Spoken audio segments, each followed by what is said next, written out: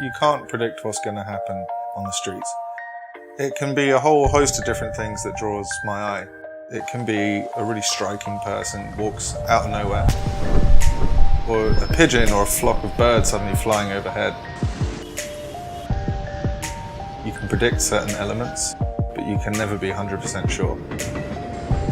And the best you can do really is to preempt and almost fantasize or imagine what could happen in the space in front of you. And the closer that happens in reality, the more exciting it is. That's kind of what we all chase, I think.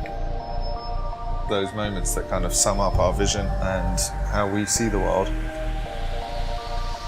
I'm Schaller, and I'm a photographer.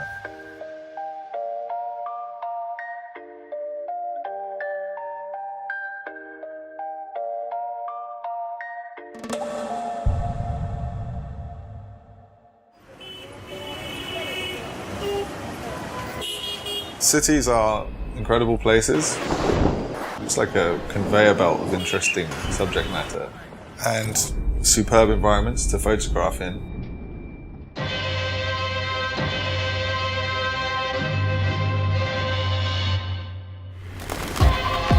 But they're hugely overwhelming.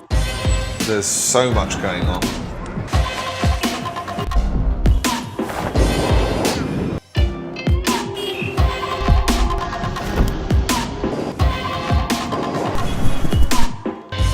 When I started, I just thought, how am I going to make anything out of this? I find it helps me to limit myself, whether it's using a single focal length or selecting a single location, to cut down the randomness that you can feel in the chaos of a big city.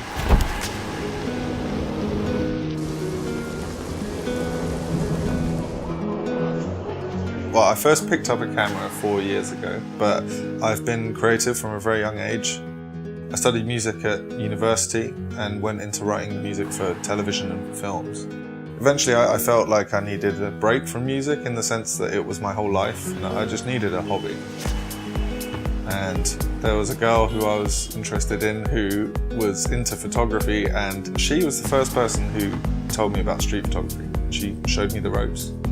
Seeing street photography made me look at the world in a different way, and it kind of clicked that there are extraordinary things happening all the time, all around us. It resonated with me in many ways.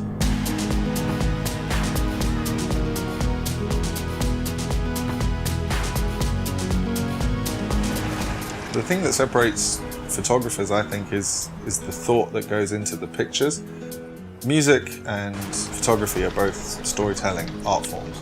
I think my background in music helped me understand the importance in narrative in photography. I feel like the storyteller part of my brain was developed already. It's the storytelling part that goes into my work that makes it my own. Expression and emotion have always been really important to me in the pictures. My pictures over time have become less about being able to see the person's actual expression and more about seeing them in the context of the environment they're in, using an actual space to convey a mood rather than just a face. I guess it's a more metaphorical way of looking at a city or a scene. I still think it conveys just as much emotion. For me, capturing an image that can't be reproduced is kind of the essence of street photography. You can't go back and shoot it again, and to have grabbed that shot at the right time, it's hugely satisfying.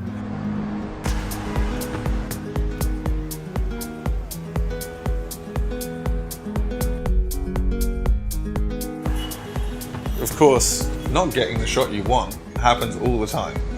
Just because you've identified a scene and you've put yourself in the right place, you still might miss it. Sometimes you're just not in the right headspace. Some days you just don't get anything. That's okay.